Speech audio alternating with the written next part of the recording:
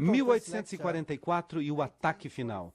Este é o título desta conferência, 1844 e o ataque final. A essas alturas, você já provavelmente se deu conta de que o ataque final é contra Jesus Cristo. E muitas vezes Jesus Cristo é atacado quando se ataca o seu povo também. E é por isso que temos que discutir sobre esta questão do ano de 1844. Vejam, 1844 é a data final da profecia dos 2.300 dias.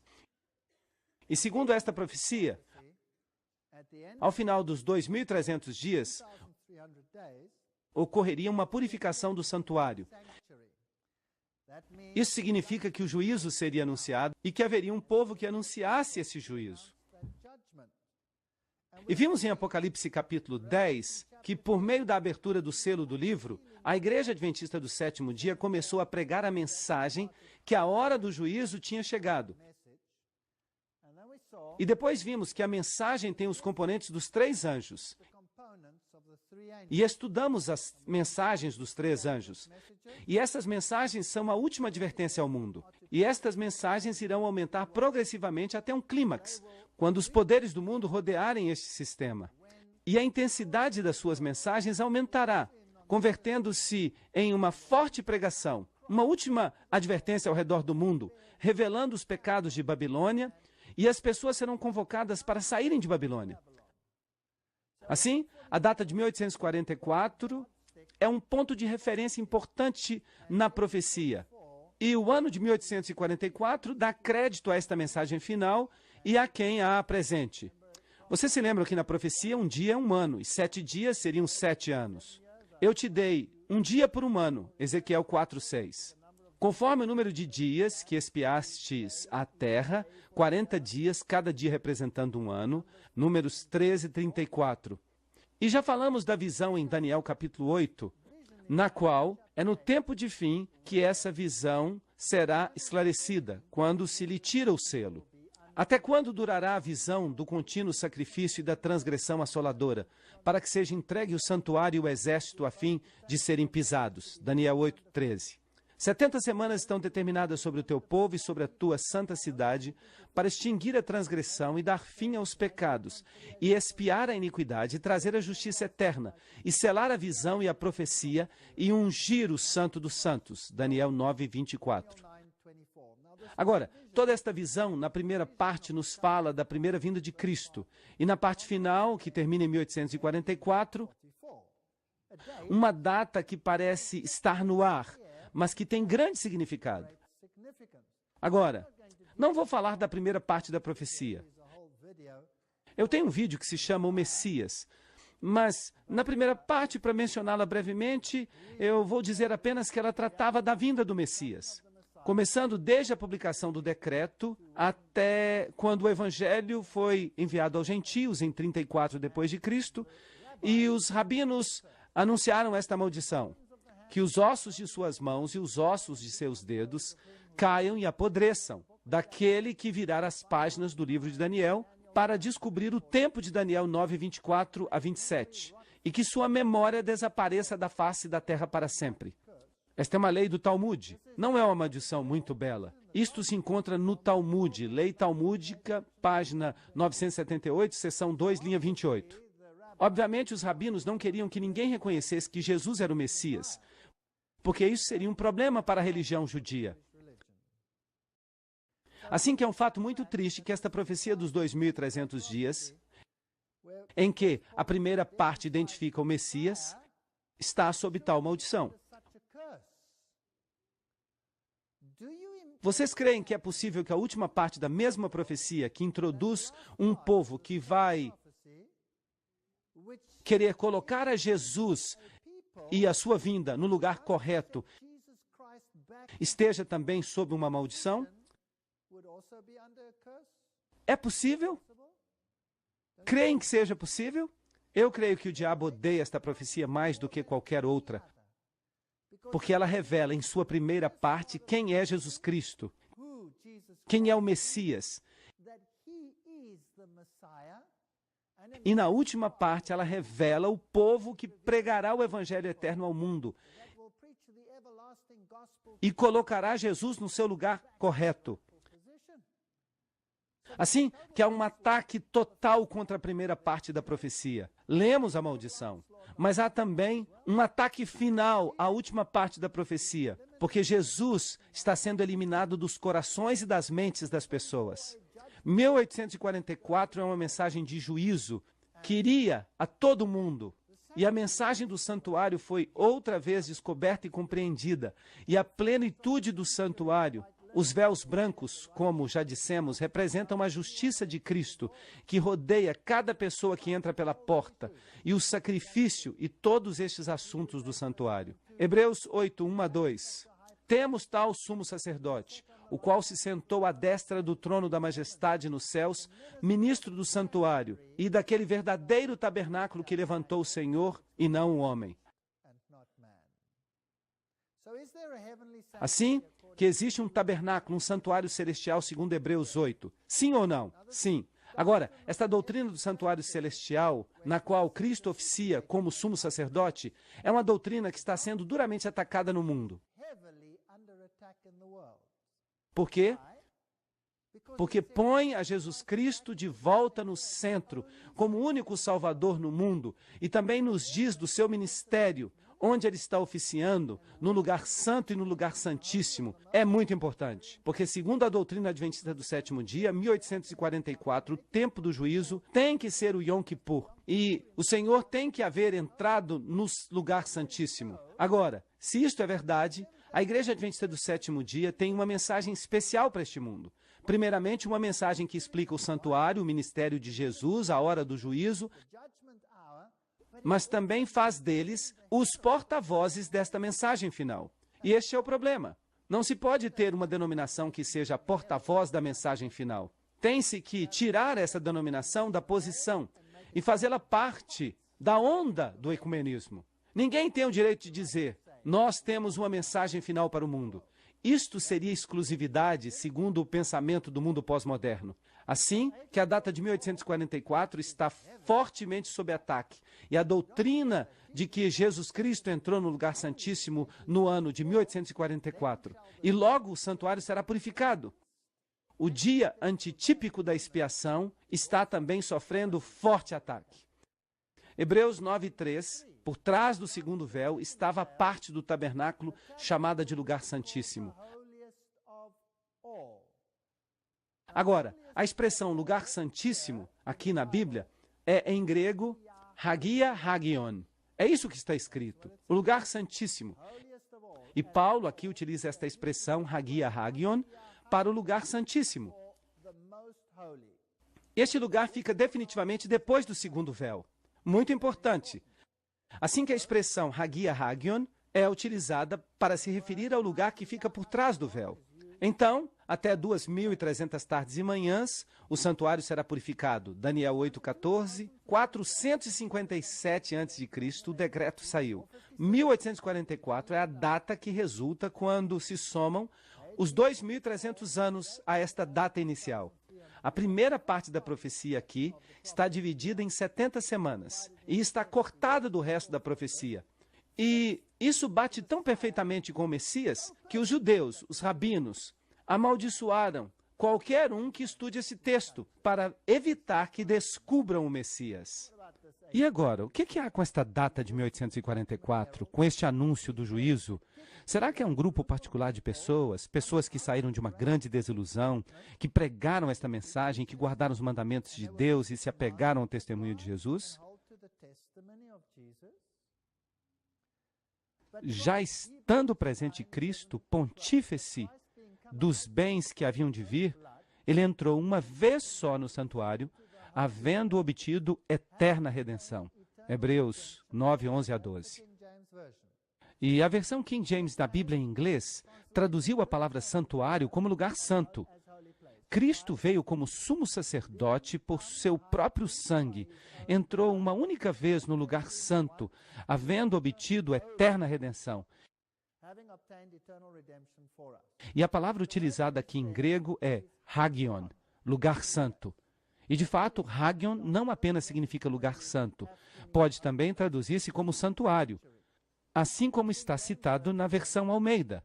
A versão King James em inglês traduz como lugar santo. O fato importante é que quando Cristo morreu e foi ressuscitado, ele entrou no santuário. Agora, onde ele ministrava quando ingressou no santuário? Se há um santuário celestial.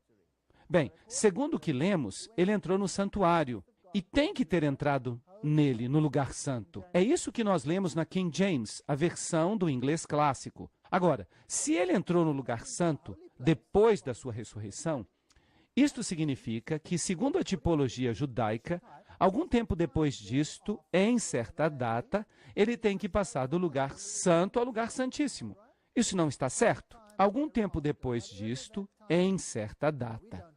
Por agora, não sabemos que data é esta, mas temos uma profecia que nos diz que depois de 2.300 tardes e manhãs, o santuário será purificado. Isto significa que temos uma data, o ano de 1844, na qual Jesus podia ir do lugar santo para o lugar santíssimo. E esta é a única profecia sobre este tema. Portanto, Cristo entrou no lugar santo ou no lugar santíssimo quando subiu ao céu? Jesus Cristo se converteu em sumo sacerdote por seu próprio sangue, havendo obtido eterna redenção.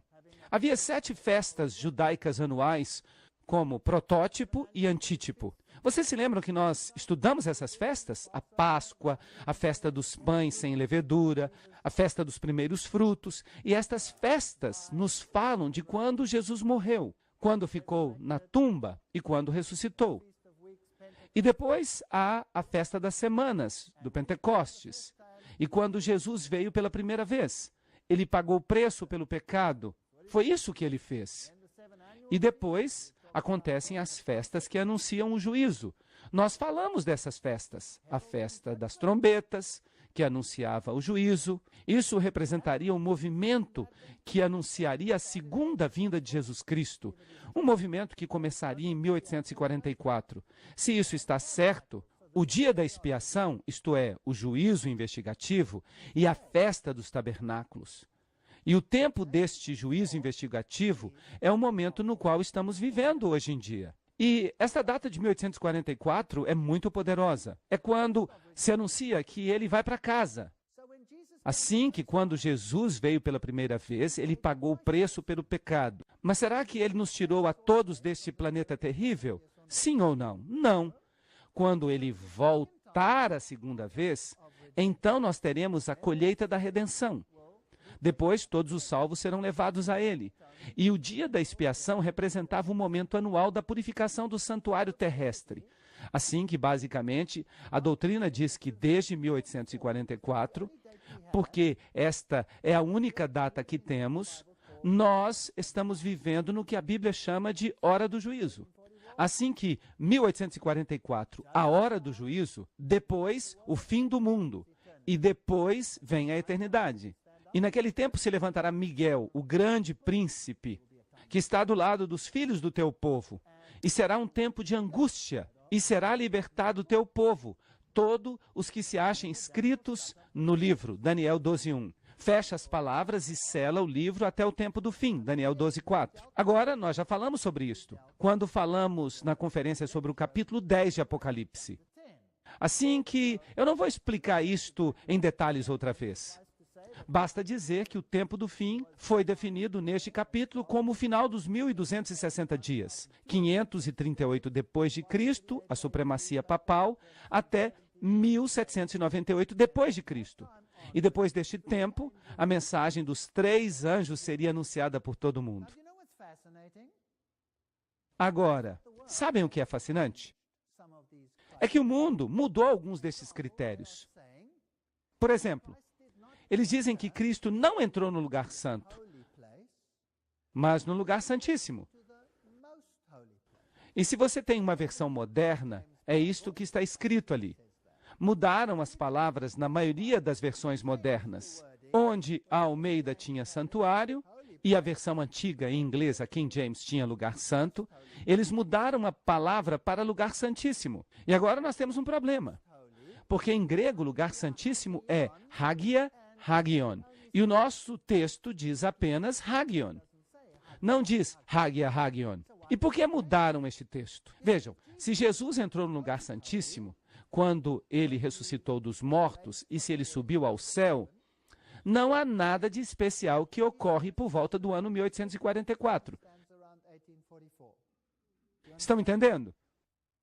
Enquanto que, se Jesus entrou no lugar santo, bem, a data de 1844 se converte em uma data importante e há uma mensagem especial e um povo especial que vai pregá-la. Assim que a data de 1844 tem que ser cancelada, removida, e há movimentos inteiros que estão tentando removê-la. Movimentos terríveis. Agora, minha pergunta é simples e é esta.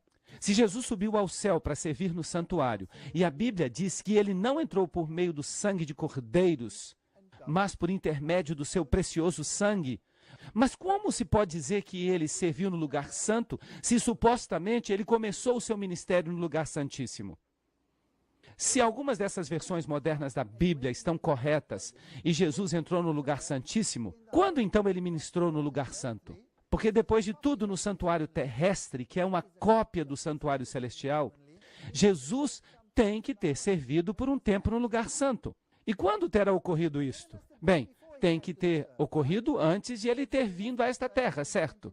Porque quando ele foi embora desta terra, supostamente ele entrou no lugar santíssimo. Eu pergunto, com que sangue ele serviu no lugar santo antes de vir à terra? Com o sangue de cordeiros? Não. Assim que, em outras palavras, Jesus não pode ter entrado no lugar santíssimo quando ele foi para o céu. Ele só pode ter entrado no lugar santo. Não importa quanto se lamentem sobre o fato de que a data de 1844 é uma data profética, eles sempre vão ter um problema. Jesus só pode ter entrado no Hagion, no santuário, no lugar santo, quando ele subiu ao céu. Porque esse momento era a primeira vez que ele tinha o seu próprio sangue com o qual ele poderia ministrar. Isso significa que ele tem que ter entrado no lugar santíssimo depois. E a única data que temos para isto é o ano de 1844. Portanto, 1844 permanece, quer as pessoas gostem ou não. Agora, sobre esta data, a data do tempo do fim, durante este mesmo período em que o remanescente prega uma mensagem de separação, Satanás organiza uma falsa união. Começando com a Revolução Francesa, lembrem-se disso, ele substitui a lei de Deus com o seu próprio padrão terreno, chamado de direitos humanos. E ele organiza o fascismo e põe também o olho de Lúcifer, e a serpente doadora de vida, e o capuz de Mitra também.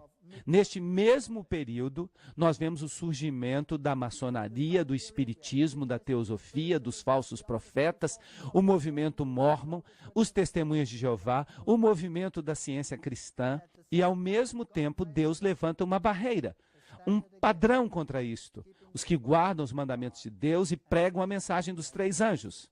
Somente a Igreja Adventista do Sétimo Dia faz isto. Nenhuma outra igreja em todo o mundo faz. Nenhuma outra igreja no mundo inteiro prega a mensagem do santuário. Há somente uma igreja que faz isso no mundo inteiro, a Igreja Adventista do Sétimo Dia. Acontecimentos interessantes ocorreram por volta de 1844. Karl Marx se une à Liga dos Justos em 1842, que depois vai se transformar na Liga dos Comunistas. Ele começou a escrever um manifesto comunista em 1844. E o que diz esse documento? Diz que não há Deus, e menos ainda, que tampouco há Jesus Cristo. Assim que Jesus Cristo foi removido. Ao mesmo tempo, há outra mensagem que sai ao mundo. Darwin, a origem das espécies. Esse mistério dos mistérios. Quando será que ele começou a escrever este livro? Esta é a introdução da origem das espécies. E há uma coisa interessante ali. Foi-me permitido especular sobre este tópico e fiz alguns breves apontamentos que depois expandi no ano de 1844. Isto é muito interessante. É a segunda vez que encontramos a data de 1844, um lugar muito importante, no qual temos um engano para o final dos tempos, que entra no mundo. E há um pequeno grupo que diz não, e há outros também que dizem não, mas eles não têm a totalidade da mensagem dos 3 anjos, nem têm a mensagem do santuário. Não é interessante saber que a maior representação das Nações Unidas é a da fé Bahá'í, e ela foi fundada quando? Foi fundada por El-Bab, Ali está a data, 1844. A fé Bahá'í foi fundada em 1844 por Baha'u'lláh, uma fé fundada por El-Bab, que significa porta. Assim que em 1844 chegamos finalmente a um ponto no qual o mundo está preparado para receber um movimento que dirá: todas as igrejas se unam. Quem está por trás deste movimento? Isto é outro assunto, mas eu acho que a esta altura nós já entendemos. Porque quem tem o poder que as Nações Unidas têm, eles ou o catolicismo romano? É o catolicismo romano que tem poder. Assim que esta organização é apenas uma ferramenta. Mas 1844 é uma data interessante. A fé Bahá'í defende a ideia da unidade fundamental de todas as religiões. Esse é seu primeiro critério. A investigação independente da verdade, etc.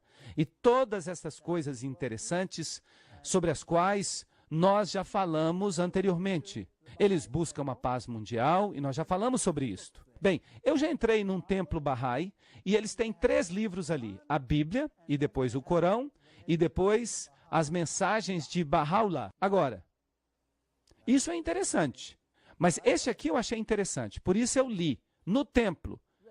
No templo eu li isto. E encontrei esta página muito interessante. E eu tirei uma foto.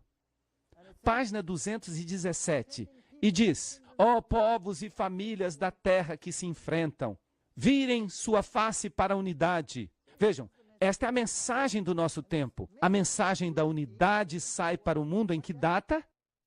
1844. Uma mensagem de unidade.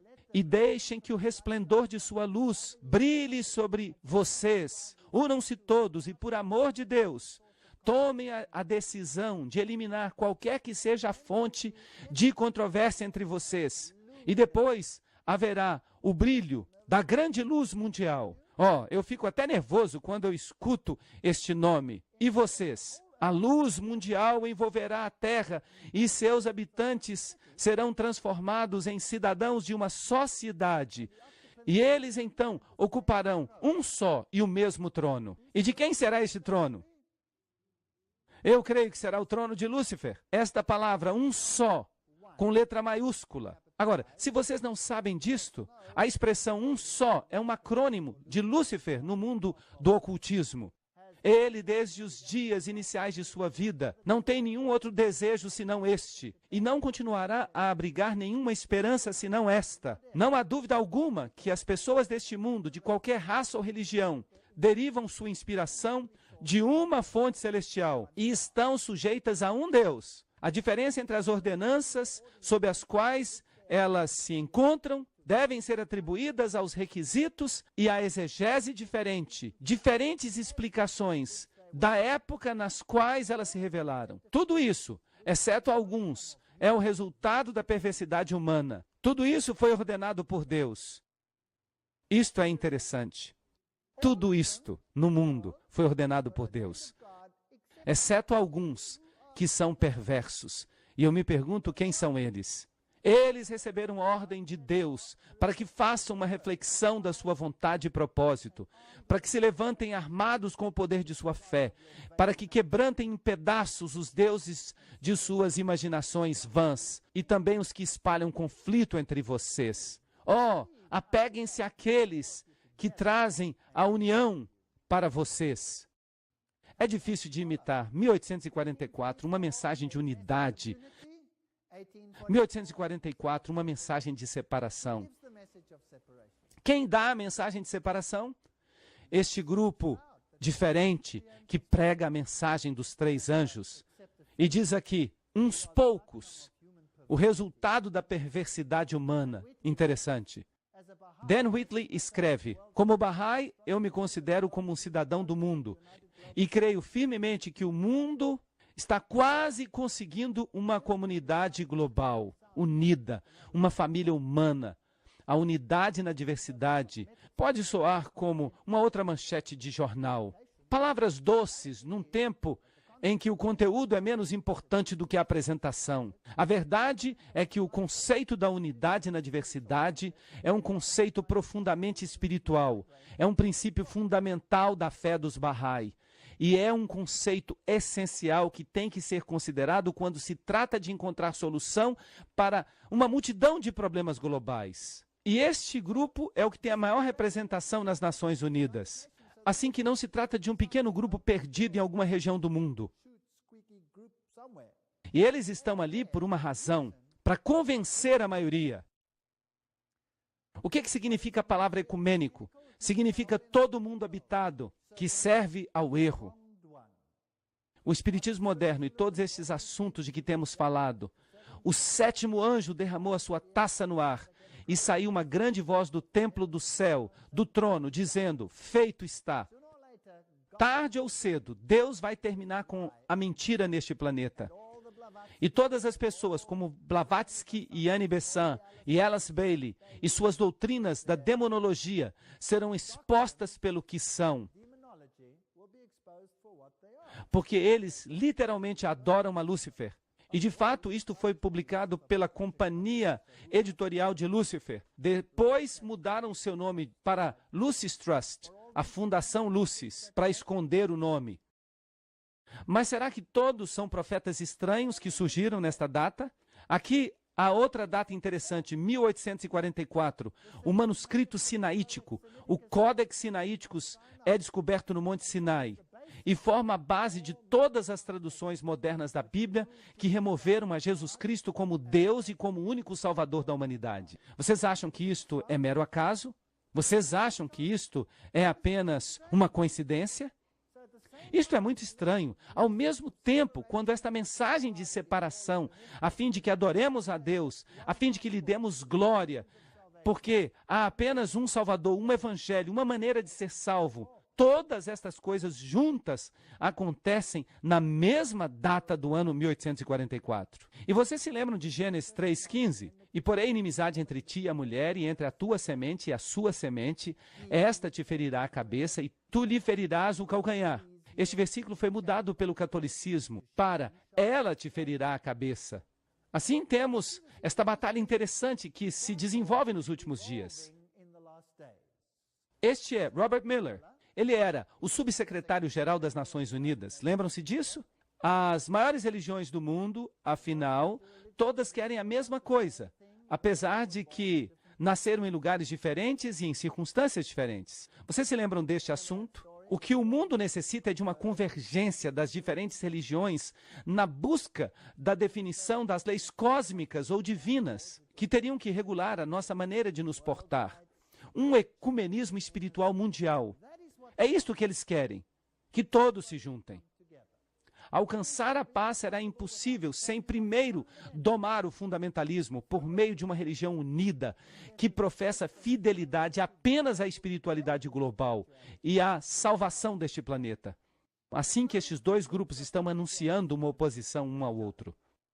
A religião do mundo novo, nos diz Alice Bailey, tem que ser baseada nessas verdades que hão perdurado ao longo dos tempos e que estão continuando firmemente no pensamento humano. Por elas, as Nações Unidas lutam. Meu grande sonho pessoal é alcançar uma aliança incrível entre todas as maiores religiões e as Nações Unidas. Robert Miller. Assim que as igrejas se juntam, mas há duas mensagens no mundo. A Igreja Adventista do Sétimo Dia também tem a mensagem. Não aceitem a marca da besta. O sábado é o dia do Senhor. Adorem a quem fez o céu, a terra, o mar e as fontes das águas. O papado vem e diz, não, você tem que me escutar. Eu direi a você quando você deve adorar. E você vai adorar no primeiro dia da semana, porque eu sou a autoridade da sua vida.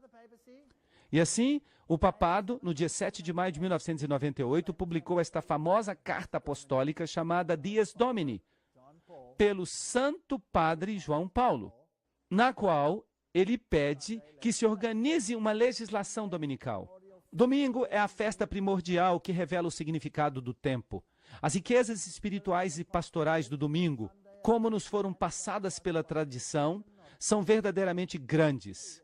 Bem, pelo menos ele admite que isto não vem da Bíblia, certo? De maneira significativa, o Catecismo da Igreja Católica ensina que a celebração do domingo como dia do Senhor e sua Eucaristia, elas estão no coração da vida da Igreja. E depois ele explica a quem se adora no domingo. Este é o seu documento, esta é a encíclica do Papa João Paulo. Enquanto eles escutam a palavra proclamada durante a Assembleia do domingo, os fiéis olham para quem? Para Maria.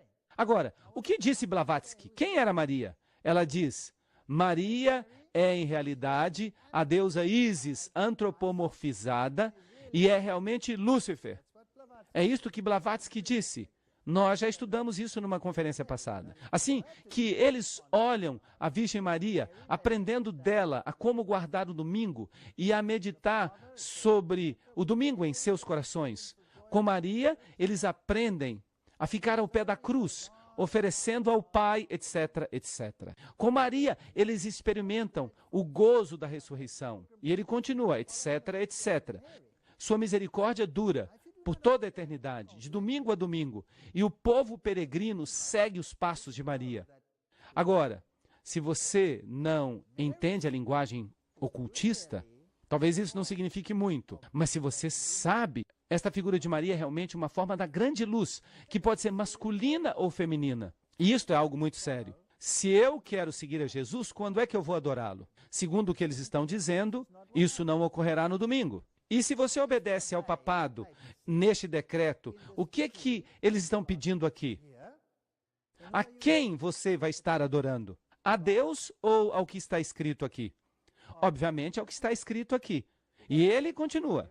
Somente no quarto século reconheceu a lei civil do Império Romano este acontecimento semanal, determinando que, no dia do sol, os juízes, o povo das cidades e das diferentes fraternidades não trabalhariam. Seria, pois, errado ver nesta antiga legislação sobre o ritmo da semana uma circunstância puramente histórica, sem significado especial para a Igreja, assunto que ela podia ter colocado de lado. Mesmo depois da queda do Império, os concílios não pararam de insistir sobre a necessidade do repouso dominical. É ele que está falando isto. Não pensem que isto é só história. Eu estou falando de agora. E depois ele continua e cita a famosa encíclica do Papa Leão, Rerum Novarum, da qual eu já falei para vocês detalhadamente. Vocês se lembram na conferência sobre a nova ordem mundial? Dizendo ali que a pessoa pode roubar se quiser, desde que tenha uma necessidade. E todas essas coisas maravilhosas, toda a questão da economia e de como vai funcionar no futuro. E depois ele fala, portanto, também nas circunstâncias particulares do nosso tempo, os cristãos naturalmente lutarão para assegurar-se de que a legislação civil repete seu dever de guardar o domingo santo.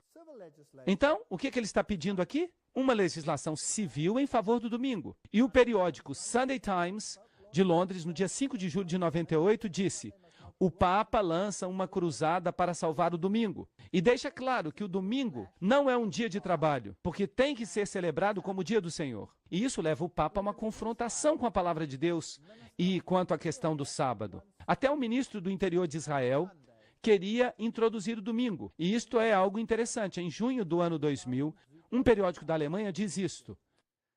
Assim que temos os direitos humanos. Mas os direitos humanos têm que ter limite. E o limite é que um só tem direitos humanos se obedece o sistema papal. Assim que há o direito da liberdade religiosa. Mas a liberdade religiosa para ele significa apenas que não se pode pregar a ninguém sobre Jesus Cristo ou sobre qualquer doutrina, porque isso seria uma ofensa à liberdade da outra pessoa. Não seria de acordo com a sua liberdade. E depois ele publicou esta fascinante carta apostólica que se chama Ad Tuendam Fidem, que significa em defesa da fé, por meio da qual certas normas são introduzidas no Código da Lei Canônica e no Código das Leis Canônicas da Igreja do Oriente. E no cânon 1436 da Igreja Católica, deve agora dizer, segundo o Papa João Paulo II, quem quer que negar ou se opuser a qualquer verdade que tem que ser crida com fé divina e católica, ou repudia a fé cristã em sua totalidade e não entra e não apela à razão, depois de haver sido advertido de maneira legítima, tem que ser castigado como herege. Fascinante. Assim que o Papa João Paulo II pede que as pessoas que não estão de acordo com ele sejam castigadas como hereges. Quando foi a última vez que eles tinham falado assim? Na Idade Média. Incrível, eles podem sofrer castigos físicos, mas também a destituição, isto é, perder todos os bens que possuem. E além destes casos, quem quer que rejeita uma doutrina mantida de maneira definitiva por parte do pontífice romano, e eu pergunto, ele não acabou de dizer que nós temos que guardar o domingo, sim ou não? Bem, o que vai acontecer se eu sou adventista, um adventista do 7º dia, e digo que a Bíblia diz que o 7º dia deve ser guardado? Entro em conflito com ele, sim ou não? Sim. Continuando, por parte do pontífice romano ou do colégio de bispos que exercem seu magistério autêntico, ou também esta pessoa aceita uma doutrina condenada por parte deles como errada. Ele não acabou de dizer que o que crê em qualquer outra coisa não está correto? E não regressa a seus sentidos depois de haver sido advertido de maneira legítima, esta pessoa tem que ser castigada com uma pena apropriada. Qual era a pena apropriada no passado? A morte. A morte era a pena apropriada. Vocês sabiam que eles chegavam até este extremo? E vocês imaginariam que eles voltariam a chegar a este extremo? E depois ordenamos que tudo que havia sido declarado por nós, a palavra nós está escrita com a primeira letra maiúscula. Tudo que foi declarado por nós nesta carta apostólica, motu próprio, isso significa dizer que é realizada por sua iniciativa, é firme e tem validade. E nós ordenamos que seja incluído na lei universal da Igreja Católica, isto é, no Código da Lei Canônica e no Código dos Cânones, etc., etc. Dado em Roma, São Pedro, 18 de maio de 1998, no 20º ano de nosso, escrito em letra maiúscula, nosso pontificado. É bastante arrogante. Quem mais utiliza nós e nosso com a primeira letra maiúscula? Deus. Façamos o homem à nossa imagem. Gênesis 1, 26. Assim que o Papa está falando aqui de maneira encriptada que ele é Deus e que ele domina sobre você. E ele está dizendo que é para guardar o domingo, quer você goste ou não. Lembra-se que quando estudamos Apocalipse capítulo 10, eu disse que só há de fato 2 movimentos religiosos mundiais? Um é o sistema católico romano e o outro é a Igreja Adventista do 7º dia. O sistema católico romano prega a guarda do domingo e a guarda das leis da igreja. E a Igreja Adventista do 7º dia prega a guarda dos mandamentos de Deus, permanece fiel a ele e ao sábado, como sinal de obediência a Deus. Guarda o sábado. Escutem a palavra de Deus e não escutem a palavra do homem. Lembram-se disso? Não foi o Criador do universo, em Gênesis 2, 1 a 3, mas a Igreja Católica que teve a honra de conceder ao homem uma pausa de seu trabalho a cada 7 dias. A razão e o senso comum exigem a aceitação de uma ou de outra coisa, ou o protestantismo e a guarda do sábado como dia santo, ou o catolicismo e a guarda do domingo como dia santo. Um meio termo é impossível. Lembram-se desta citação? Isto aqui é Roma falando. E ela diz, o domingo é de descendência católica romana. Nós já lemos isto. E os protestantes não se dão conta desta situação. E a citação segue. Você pode ler a Bíblia de Gênesis e Apocalipse e você não vai encontrar uma só linha que autorize o domingo. E ele está certo. Ele estudou muito bem. É o cardeal Gibbons. Ele conhece a sua Bíblia. Eles insistem, então, que o domingo é uma criação da Igreja Católica. É uma lei da Igreja Católica. E os protestantes dão honra à Igreja Católica quando eles o obedecem. Agora, a parte das perguntas deste boletim, eles responderam que, neste assunto, o assunto do sábado, a Igreja Adventista do 7º dia é a única denominação protestante consistente. Agora, isto ocorreu em 1942, e eu lhes mostrei também que o cardeal escreveu aqui. As pessoas que pensam que as Escrituras deveriam ser sua única autoridade, teriam que, logicamente, converter-se em adventistas do 7º dia, e deveriam guardar o dia de sábado como santo. Agora, isto é um assunto fascinante. E vocês dirão, isto é história. Roma mudou. Mas eu tenho notícias para vocês. Aqui está o desafio de Roma. e vem da internet, da página católica romana immaculateheart.com, e foi publicada em dezembro de 2003. Não faz muito tempo, não é verdade? Bem, deixe-me ler. É algo fascinante. É fascinante o que a Igreja Católica Romana tem que falar hoje em dia sobre este assunto. Aqui estão as referências. Isto vem diretamente deles, não da minha parte. Eu não inventei isto. A maioria dos cristãos supõe que o domingo é o dia de adoração que a Bíblia aprova. A Igreja Católica Romana protesta que ela transferiu a adoração cristã do dia sábado para domingo e que tentar argumentar que a mudança se deu na Bíblia é algo desonesto e uma negação da autoridade católica. Se o protestantismo quer basear seus ensinos apenas na Bíblia, eles terão que adorar no sábado. Muito bem, esta é a Igreja Católica Romana falando hoje. Vocês acham que eles ainda vão mais longe? Isto seria interessante. O que será que eles têm ainda a dizer? Bem, eles voltaram a publicar esse artigo que haviam publicado em 1893. E eu fiz uma citação deste artigo na última conferência. Agora, por que eles estão publicando outra vez esse artigo em sua totalidade em um site católico da internet? Bem, eles estão dizendo aqui que no dia 24 de fevereiro de 1893, a Conferência Geral dos Adventistas do Sétimo Dia adotou algumas resoluções que apelavam ao governo e ao povo dos Estados Unidos sobre uma decisão da Corte Suprema que declarava que os Estados Unidos eram uma nação cristã e sobre uma ação do Congresso que dizia que podia legislar sobre o tema da religião.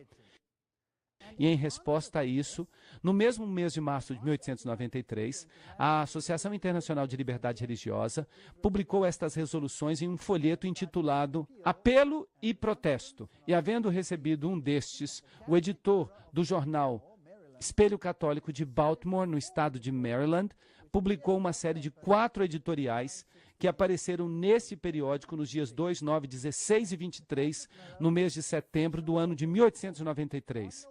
Este periódico, chamado Espelho Católico, era o órgão oficial do cardeal Gibbons e do Vaticano nos Estados Unidos. Assim que este é um documento muito oficial que eles publicaram.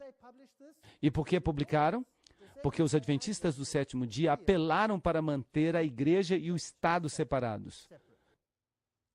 Agora, o site da internet Mary Online voltou a publicar este artigo em sua totalidade. E eu não vou dar detalhes sobre ele outra vez. Basicamente, o artigo é uma boa apresentação sobre o sábado.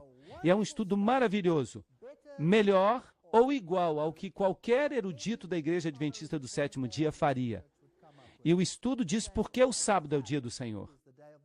E assim, eles usam a Bíblia para provar que o sábado é o sétimo dia, o dia do Senhor, para que eles possam alegar que eles o mudaram. E eles não são tímidos sobre o fato de dizer que eles o mudaram. Não escondem este fato. Eles admitem, e de maneira arrogante, estes são os fatos. Eu vou citar um pouco mais deste artigo, no qual eles disseram: o protestante diz: como posso receber os ensinamentos de uma igreja apóstata? E nós perguntamos: como recebeste estes ensinos durante toda a tua vida? Em direta oposição ao teu mestre reconhecido, a Bíblia, sobre o assunto do sábado. Este foi o artigo em 1893. E depois, os que seguem a Bíblia como sua guia, os israelitas e os adventistas do sétimo dia, têm o peso da evidência exclusiva do seu lado. Os adventistas são o único corpo de cristãos que tem a Bíblia como seu mestre e que não podem encontrar nenhuma evidência em suas páginas para a mudança do dia do sétimo para o primeiro. E é por isso que eles se chamam adventistas do sétimo dia. E eles continuam: não há nenhum protestante que vive hoje em dia que já obedeceu a esse mandamento, preferindo seguir a igreja apóstata, entre aspas, em vez de obedecer a seu mestre, a Bíblia, que desde Gênesis a Apocalipse não ensina nenhuma outra doutrina, senão que os israelitas e os adventistas do sétimo dia estão corretos. Os dois grupos afirmam que a Bíblia é seu mestre infalível. Deixam que a Bíblia decida se é o sábado ou o domingo, que é o dia que Deus manda guardar. Um destes grupos tem que estar em uma posição errada. E depois eles fazem um amplo estudo bíblico sobre este assunto. E depois há uma nota editorial. E percebam, esta nota editorial é interessante. Foi neste ponto que a reforma foi condenada pelo Concílio de Trento. Incrível! Vocês sabiam que toda a reforma falhou no Concílio de Trento por causa do assunto do sábado? Vocês sabiam isto? Incrível. Interessante. Vejam, os reformadores haviam constantemente acusado, assim como vem dito aqui, que a Igreja Católica havia apostatado da liberdade, assim como esta está contida na palavra escrita. A palavra escrita, a Bíblia, e somente a Bíblia, assim diz o Senhor. Estas eram suas falas constantes. E as Escrituras, assim como estão escritas, são o único parâmetro de apelação. Esta era a plataforma proclamada pela Reforma e pelo Protestantismo. As Escrituras e a tradição, é isto que a Igreja Católica dizia. A Bíblia, assim como interpretada pela Igreja e segundo o consenso unânime dos padres, esta era a posição e a reivindicação da Igreja Católica. Este era o assunto principal no Concílio de Trento. Um ponto interessante, o concílio foi chamado especialmente para considerar as questões que se haviam levantado e haviam sido trazidas à atenção da Europa pelos reformadores. Vocês sabiam que a reforma podia ter tido êxito? Ela podia ter tido êxito. Finalmente, depois de uma ansiedade mental longa e intensa, porque havia muitos católicos que estavam preparados para renunciar à tradição e aceitar a Bíblia e somente a Bíblia, e foram discussões de ponta, bem contemporâneas. O arcebispo de Reggio entrou no concílio basicamente com o seguinte argumento para o grupo que se apegava apenas às Escrituras. E ele disse, os protestantes alegam basear suas doutrinas somente na palavra escrita. Eles professam apegar-se apenas às Escrituras como seu parâmetro de fé. Eles justificam sua rebelião com o pretexto de que a Igreja apostatou da palavra escrita e segue a tradição. Agora, os protestantes alegam que eles se baseiam na palavra escrita, mas isto não é verdade. O fato de professarem apegar-se apenas às Escrituras como seu parâmetro é falso. A prova disto é que a palavra escrita explicitamente manda a observância do sétimo dia como sábado. Eles não observam o sétimo dia, mas o rejeitam. Este foi o seu argumento. Se eles verdadeiramente se apegassem às Escrituras apenas como seu parâmetro, eles estariam observando o sétimo dia, assim como as Escrituras mandam.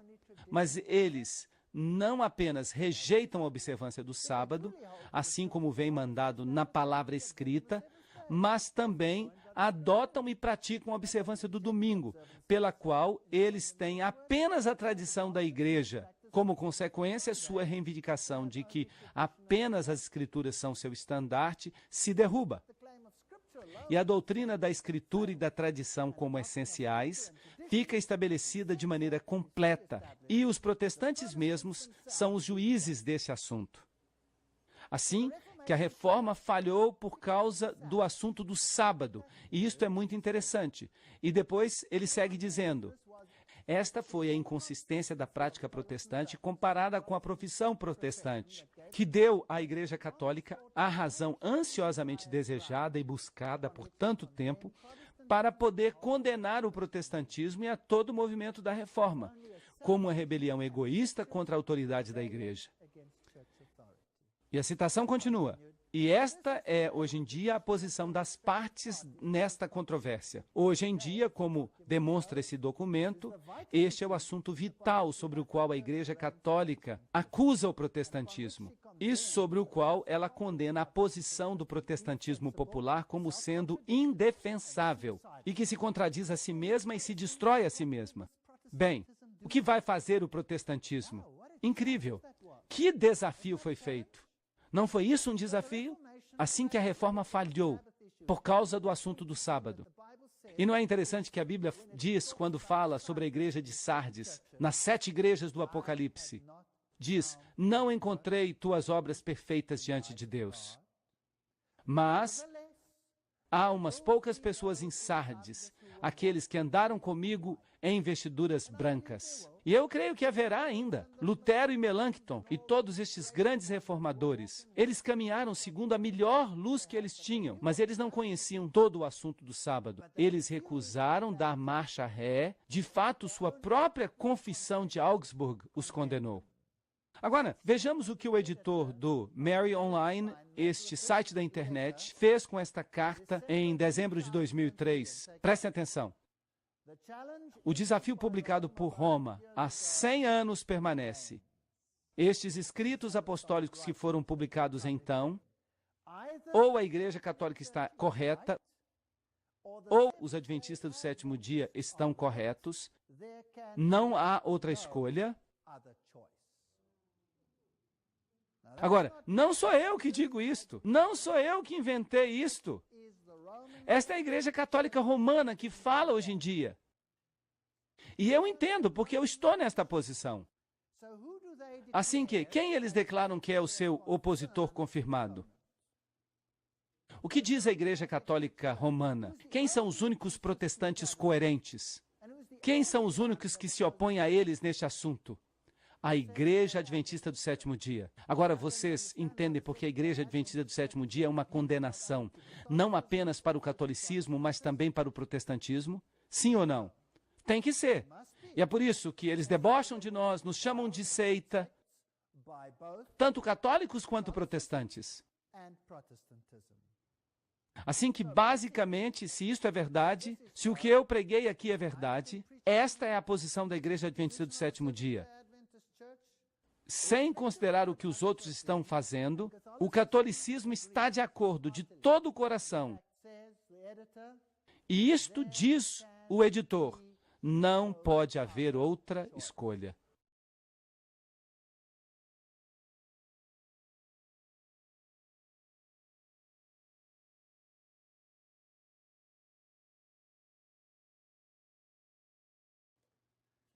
Bem, nós estávamos falando sobre o que a Igreja Católica Romana disse. Ou a Igreja Católica está certa, ou os adventistas do sétimo dia estão corretos. Não pode haver outra escolha. E se vocês prestam atenção na reunião intrafé de 1999, na qual o Papa foi escolhido como líder espiritual do mundo, e na qual foi pedido que eles se unissem para condenar os fundamentalistas cristãos que abusam da liberdade de expressão, e que seus esforços em converter os outros incitam ao ódio e à violência.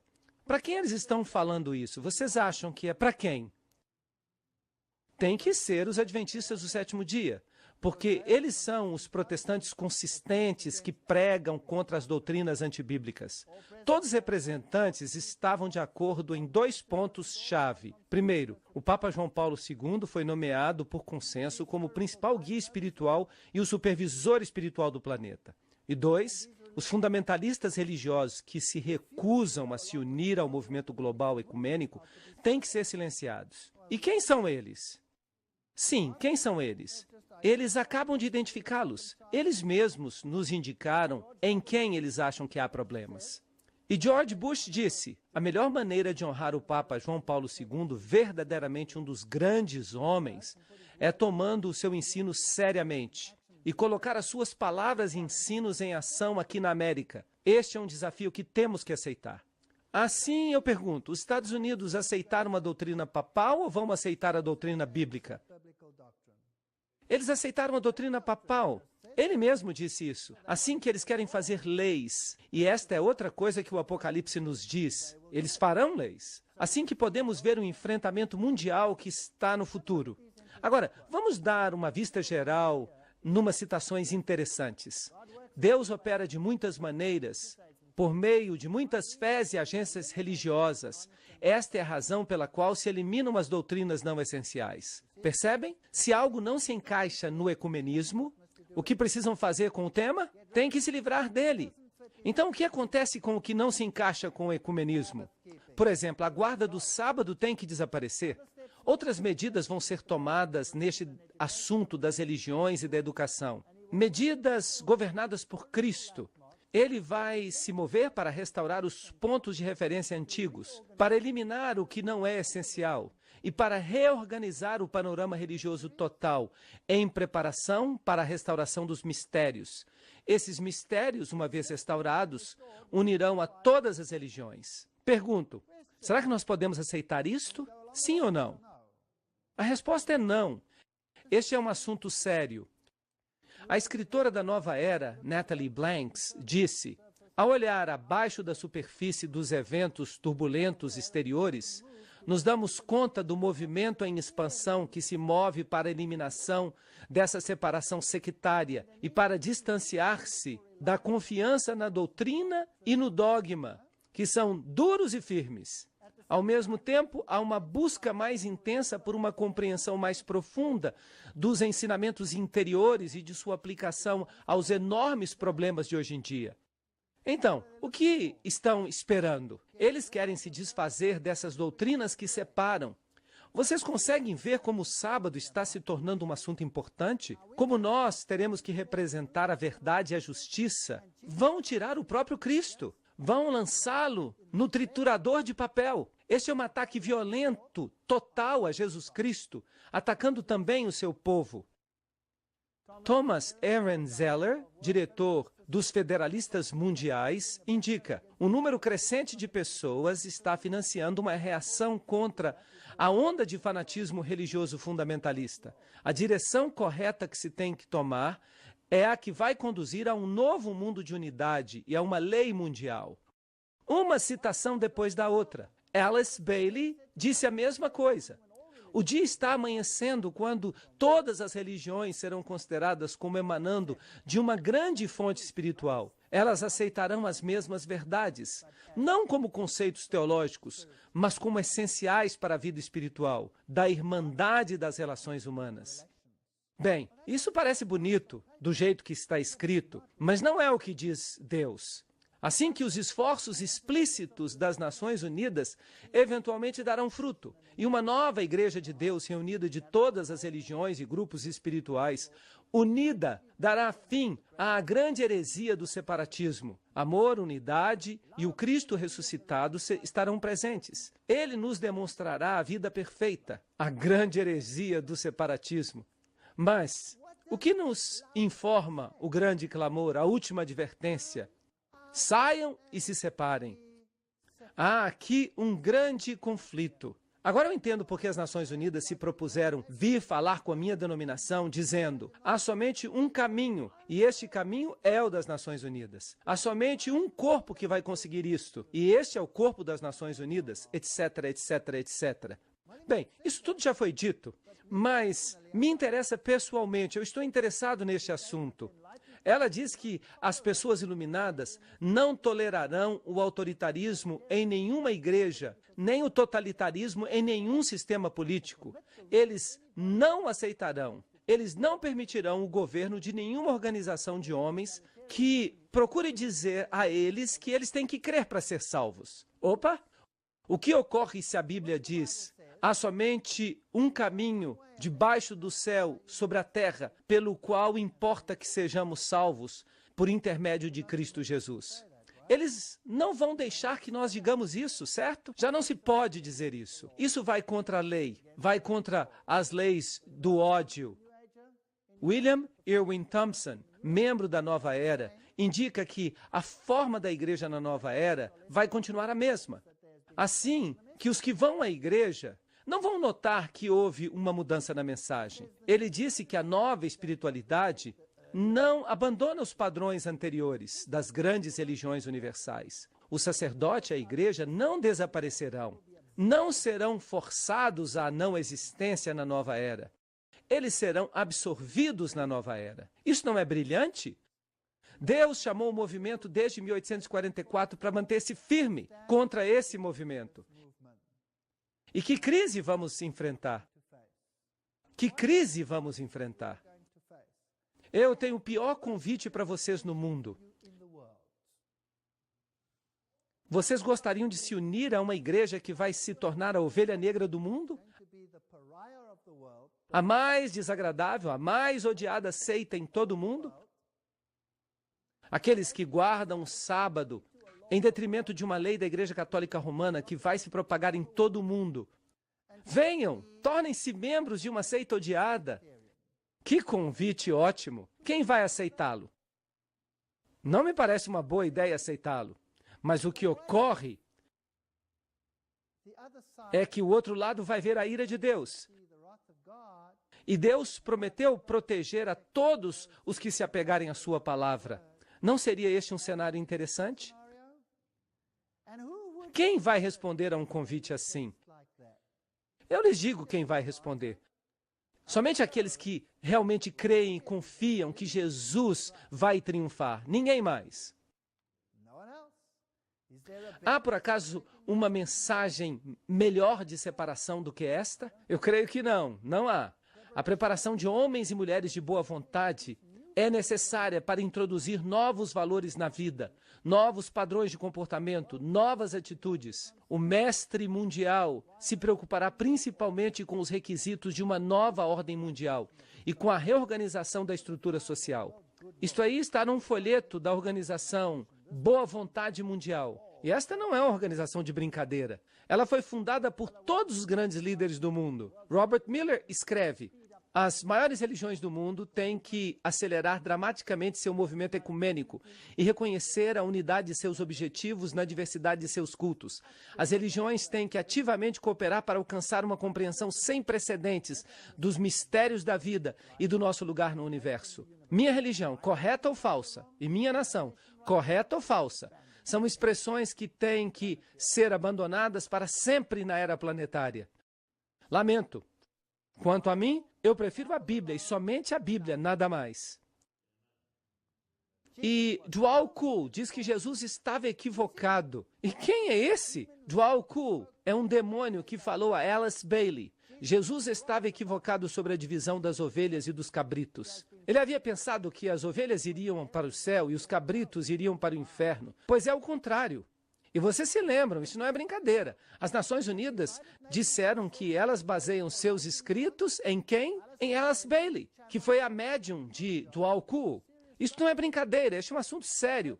O cabrito em Capricórnio é o iniciado. E de certo ângulo esotérico, os cabritos vão ao céu, porque eles funcionam no reino espiritual. As ovelhas ficam na terra, até que se convertam em cabritos. Isto é lixo. A entrada nos céus, declara Dwal-Kul, é a entrada na era de Aquário e Peixe. Isto é, as forças cristãs se minguam rapidamente. Esta guerra tem que ver com Jesus Cristo. Esta não é uma guerra contra uma seita ou um indivíduo. Nós estamos presos no meio de tudo isto e temos que fazer uma escolha. A organização Boa Vontade Mundial disse explicitamente: esta luz radiante, a mensagem de Cristo, não pode ter nada que ver com ensinos sombrios das igrejas que estão baseados na morte, na crucifixão, na agonia, no inferno eterno e na ira de um Deus que se vinga para construir uma nova civilização baseada na consciência nova nascente na humanidade. As organizações da igreja, se querem sobreviver, terão que se ajustar à hierarquia espiritual, isto é, à liderança demoníaca da nova era. Este é o problema.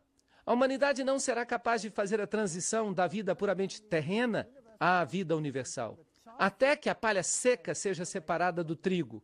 A candidata democrata para a nominação de vice-presidente para o ano de 1984 e diretora executiva da Sociedade Futuro Mundial, Barbara Marx Huber, não economiza palavras. Nenhum tipo de paz mundial pode prevalecer até que os membros egoístas do corpo planetário mudem ou morram. Esta é a escolha. Eles têm que seguramente morrer ou mudar. Que disse o Papa? Eles têm que ser condenados como hereges e eles têm que sofrer o castigo apropriado. Bem, perguntemos a seus colaboradores qual é o castigo. Mudar ou morrer? Este é o castigo. Este ato é tão horrível como matar uma célula que tem câncer, mas tem que ser feito por amor ao futuro da totalidade. Bem, eu não tenho que ler todas essas citações sobre sementes defeituosas e que têm que ser cortadas. Dwal-Kul, falando por meio de Alice Bailey, disse: um violento germe, uma infecção de estreptococo está ameaçando a vida da humanidade. O germe faz sentir sua presença nas áreas infectadas do corpo da humanidade. Outra operação cirúrgica poderá ser necessária para desfazer-se isto. A morte não é um desastre, por isso muita destruição será permitida. Vocês acreditam que nós estamos diante de outra experiência como nos campos de concentração de Auschwitz? Não quero assustar a ninguém. Estas são apenas citações. Estes obstáculos serão levados debaixo do cuidado dos grandes seres que assumirão o controle até que haja saúde. Muito obrigado. Eu prefiro que vocês fiquem onde vocês estão. Eu não quero esse tipo de saúde. Isto se pode fazer de uma maneira muito melhor e muito mais rápida sem o corpo físico. Vocês percebem a astúcia de tudo isso? Bem, passemos para o outro lado. Ruth Montgomery disse que as almas passarão para o mundo dos espíritos para refletir sobre suas atitudes. Estas são citações incríveis e são verdadeiras, não são brincadeira. E um antigo membro da Nova Era, Randall Bayer, disse: os que recusarem a marca da besta serão o alvo a ser exterminado, naquilo que se chamará eufemisticamente de centros de reeducação sobre o amor e a trasladação, isto é, campos de morte disfarçados. É preciso mudar ou morrer. E esta citação vem de um homem que ganhou o prêmio Templeton. Vocês se lembram que o Billy Graham também ganhou o prêmio Templeton? É uma pessoa destacada, é o presidente do Conselho de Editores da Enciclopédia Britânica, diretor do Instituto para Investigação Filosófica em Chicago, presidente do projeto Paideia e comissário honorário do Instituto Aspen, altamente honrado nos fóruns mais altos deste mundo. E ele disse: eu falo palavras simples. Adler argumenta que não vamos conseguir a paz mundial até que obtenhamos a unidade cultural. Mas Adler argumenta que há somente um obstáculo a esta unidade, o cristianismo. E que tipo de cristianismo? Aquele que se apega exclusivamente à Bíblia e apenas à Bíblia. O cristianismo alega ter um conhecimento sobrenatural, uma revelação divina, e isso causa divisão. Não está aberto ao debate racional. E nós não deveríamos tolerar isso. Agora, estas são pessoas destacadas que estão dizendo estas coisas. Assim, que um cristianismo que está baseado absolutamente na Bíblia não pode ser tolerado. Sabem o quê? Estou entusiasmado. E sabem por quê? Porque temos que estar perto do fim. Se você conhecesse as promessas que Deus tem guardadas para os que o amam, elas são incríveis. De como Deus protegerá o seu povo, assim como ele protegeu os israelitas na antiguidade. Será que essas pessoas sabem que as pragas vão vir? E que Deus fará uma diferença entre o seu povo e eles? Ele fez uma diferença entre os egípcios.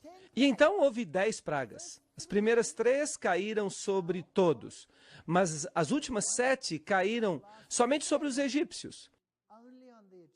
Quantas pragas haverá no final dos tempos? Nós não vamos ter as 3 primeiras. Isso não é legal? E eu quero dizer algo. Vale a pena seguir a Deus. Eles podem dizer tudo o que eles querem, mas o que eles dizem é vão. Eles estão falando besteira. Incrível. Incrível. Se Deus estalasse os dedos, eles desapareceriam. Que arrogância deles. As igrejas cristãs, escreve Rothschild em Realidade e Ilusão, têm que suprimir todo o separatismo. Vocês percebem que este é o problema? E aprender a cooperar com todas as outras religiões, das quais suas escrituras são de igual valor e beleza que o Novo Testamento. Muito bem, sigamos. O Dr. Christopher Hyatt se refere aos cristãos fundamentalistas como a sombra que emerge na sociedade e revela como esta mudança vai tomar lugar e que a terra requer um pouco de sangue. Estas pessoas vão ter que ser erradicadas. Eu vejo que a nova era requer muito sangue, desbaratamento, caos e dor para que ocorra uma mudança em massa. E o livrinho de Bailey adverte: não deve haver angústia sobre o desaparecimento da velha ordem mundial. Muito bem, o bom, o verdadeiro, o belo estão por vir. E a humanidade é a responsável por sua vinda. E não uma intervenção divina qualquer do exterior. O que ensina a Igreja Adventista do Sétimo Dia? Que vai haver uma intervenção divina do exterior. É isso que os adventistas ensinam. Que ensinam as outras denominações? Não, que vai haver um arrebatamento e uma conversão total. Isto é uma mentira. O protestantismo está mentindo até mesmo para o seu próprio povo. Não é isso que a Bíblia ensina. João 16, 2. E os expulsarão das sinagogas, e chegará a hora quando quem quer que os mate pensará que está fazendo serviço a Deus. Isto é bíblico. João 16:33. Estas coisas vos falei para que tenhais paz em mim. No mundo tereis aflição, mas tende bom ânimo, eu venci o mundo. Muito bem, este foi um vídeo que foi transmitido em cadeia nacional de televisão pela CNN, depois dos acontecimentos de 11 de setembro. Em uma guerra, as nações sofrem perdas. O risco numa democracia como os Estados Unidos é que a Constituição seja uma dessas perdas. Aqui há algumas novas regras. Aqueles dos quais tivermos suspeitas podem ser encarcerados até por 7 dias sem ser condenados por nada. O periódico Los Angeles Times relatou que nesta última semana mais de 1.000 pessoas foram presas. Também o governo pode escutar qualquer conversação que os presos tenham com os seus conselheiros legais. A Polícia Federal anteriormente tinha que ter evidência e ter um juiz que autorizasse que eles fizessem escutas, mas já não é mais assim. A suspeita é suficiente para outorgar este direito. Também os estrangeiros podem ser processados por tribunais militares especiais. Seria um julgamento secreto sem a presença dos repórteres. Aos réus, o melhor é que lhes seja dado um ajudante legal para defendê-los. E a expressão "o melhor é", neste caso, significa "quem sabe". Os tribunais podem admitir evidência que seria injustificada em um tribunal civil. Rumores, fofoca, boatos, o que seja. O júri não teria que dar voto unânime para sentenciar os acusados à morte. E não haveria possibilidade de apelação. De todos os modos, John Ashcroft, o ministro da Justiça, disse: os terroristas estrangeiros não merecem a proteção da Constituição americana. Patrick Leahy, de Vermont, disse: isto envia uma mensagem que é aceitável ter julgamentos secretos e execuções sem a possibilidade de revisão por uma magistratura. E isto é certamente verdadeiro.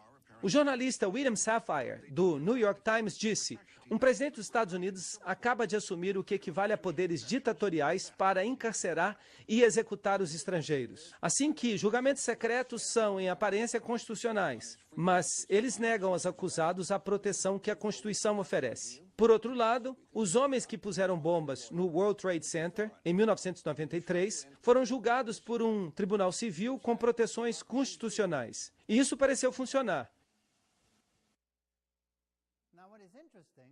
Agora, o que é interessante é que George Bush especificou este assunto e disse que se você fala deliberadamente contra os Estados Unidos, você também se qualifica como um terrorista. Isto é interessante.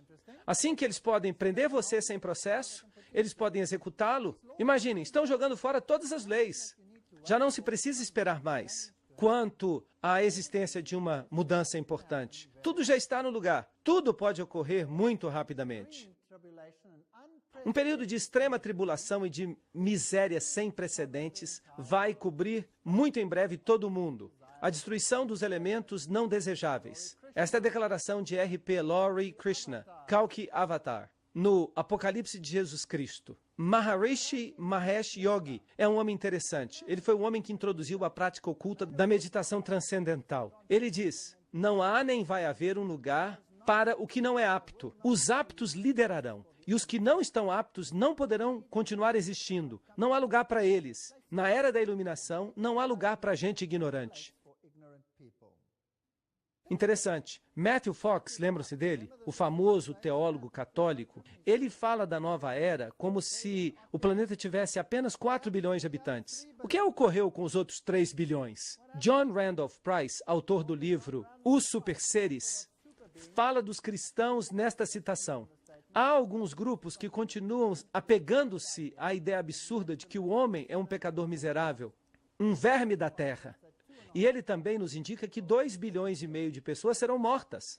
E o humanista da nova era, John Dunphy, se refere ao cristianismo como um cadáver que está apodrecendo. E nós podíamos seguir apresentando citações. Por exemplo, esta pessoa aqui interessante, o príncipe Filipe, é ele que diz: na minha reencarnação, eu gostaria de voltar como um vírus mortal, para poder contribuir de alguma forma para resolver os problemas populacionais. Estas pessoas são ocultistas de alto calibre e são muito amistosas. Ted Turner, presidente da Sociedade para um Mundo Melhor, chamou os cristãos de tolos e perdedores e também disse que a população tem que diminuir. Ele quer uma população de 250 a 300 milhões de pessoas, um declínio de 95% dos níveis presentes. Bem, quem sabe um dia ele não vai nos dar um exemplo deste assunto. As pedras guia do estado da Geórgia são muito interessantes. Estão aqui nos Estados Unidos, no estado da Geórgia. E o que elas são? Num dos montes mais altos no condado de Elbert, na Geórgia, se encontra um monumento gigante de granito, inscrito em 8 idiomas diferentes, sobre 4 pedras gigantescas que sustentam uma pedra angular. E há 10 guias, ou mandamentos. O monumento é também chamado alternativamente de as pedras guia do estado da Geórgia, ou o Stonehenge americano.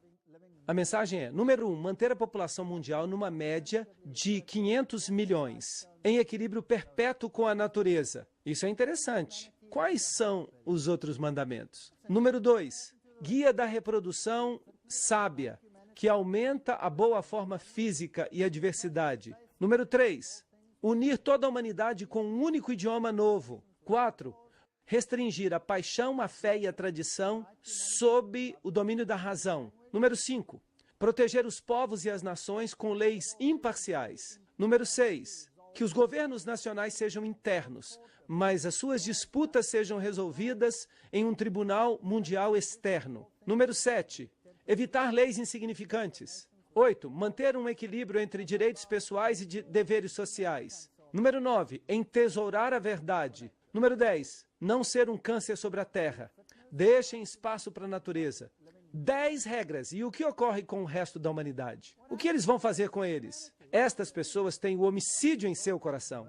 São assuntos interessantes. Aqui está o Stonehenge original. Aqui está um pequeno buraco na rocha da Geórgia. O buraco na rocha foi perfurado na pedra central para que a estrela do norte, que na maçonaria é um símbolo de Lúcifer, pudesse ser vista a qualquer momento. Este foi um dos vários requisitos estipulados para que R.C. Christian construísse o Stonehenge americano. E depois se diz aqui nas pedras guia do estado da Geórgia que estas pedras guia podem ser guias em uma era da razão.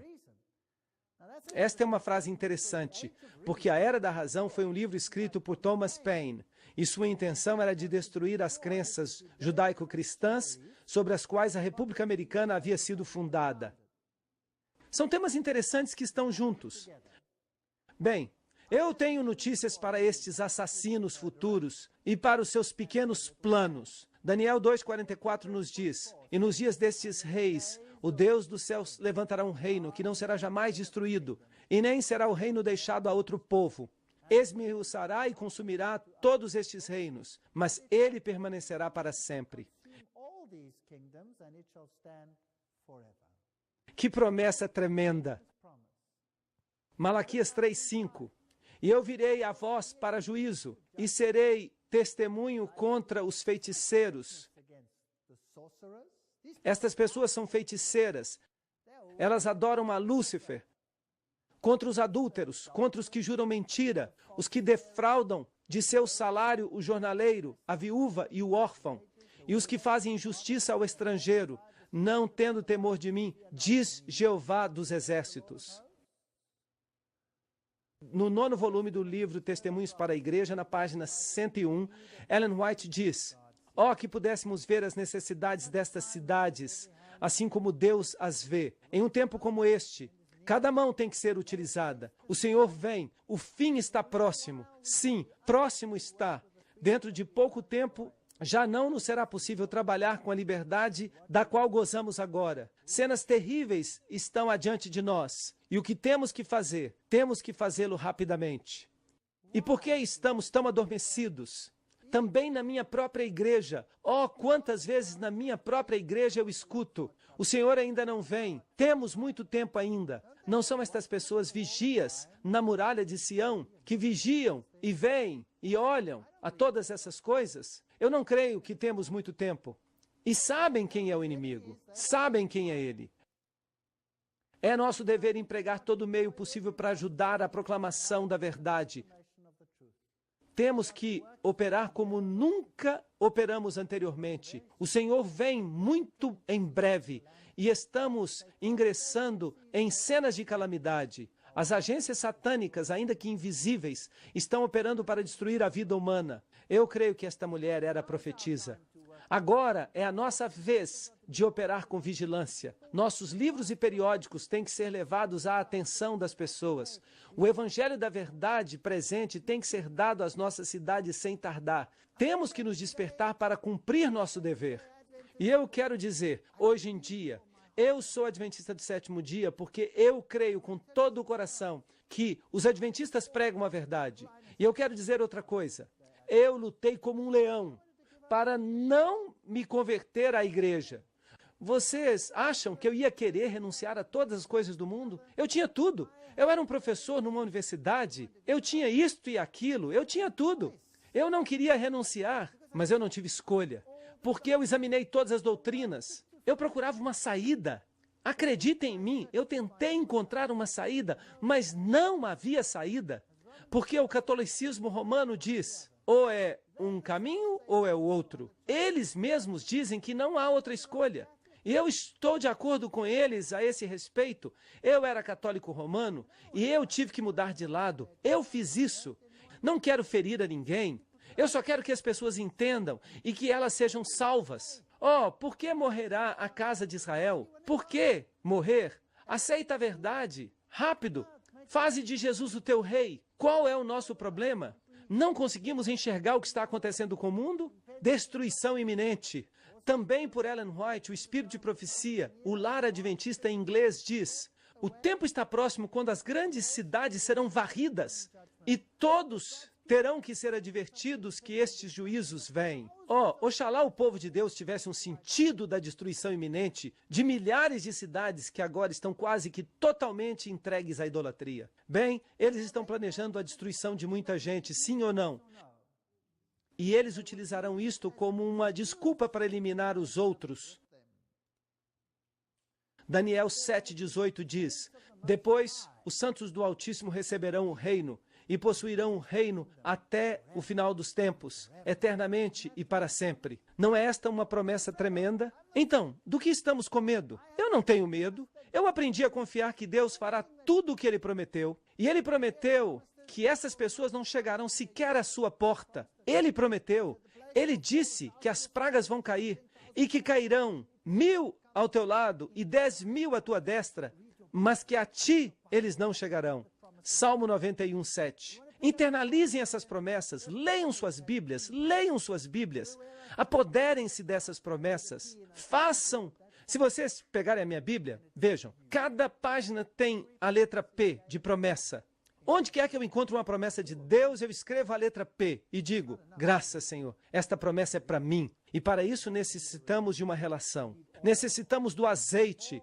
Derramem o azeite da experiência em suas vasilhas, para que quando o Senhor venha, vocês possam permanecer firmes. E todos vocês que são hóspedes aqui esta noite, eu quero me desculpar por ter ferido aos sentimentos de muitos. 1000 desculpas. Porque eu sei o que eu disse a vocês hoje é muito penetrante, áspero, e significa mudança, significa transformação. Mas eu quero que vocês acreditem nisso. Eu estou fazendo essas coisas com a convicção absoluta de que esta é a verdade. Eu creio que tem uma Bíblia e que ela dá provas disso. Apoia cada palavra. E eu fiz todo o possível, o que estava ao meu alcance, para lhes dar a evidência que isto é verdade. E você pode recusar isso. Esta é a beleza da liberdade de escolha. Mas você nunca mais vai poder dizer que nunca escutou esta mensagem. E se você está pensando, bem, por que eu vim aqui hoje? Se eu não tivesse assistido, eu teria evitado este desastre. Quantas vezes eu desejei a mesma coisa? Porque eu conhecia este carpinteiro mais pesado que o chumbo? Porque alguém me deu um folheto? Porque eu conheci? Sim, eu pensei nisso muitas vezes. Mas, incrível, eu vou lhes dizer algo. Caminhar com Deus é uma experiência que eu não mudaria por nada neste mundo. Eu não ia querer ter a minha vida de nenhuma outra maneira. Felizmente, Deus te dá as calamidades, as provas por toda parte. É assim que Ele faz. Eu não quero colocar nenhuma pressão sobre ninguém. Eu estou simplesmente lhes apresentando os fatos. As pessoas me chamam de homem dos fatos. Decida. Ou isto que eu estou apresentando vem de Deus, ou eu sou um doido varrido. A escolha é sua.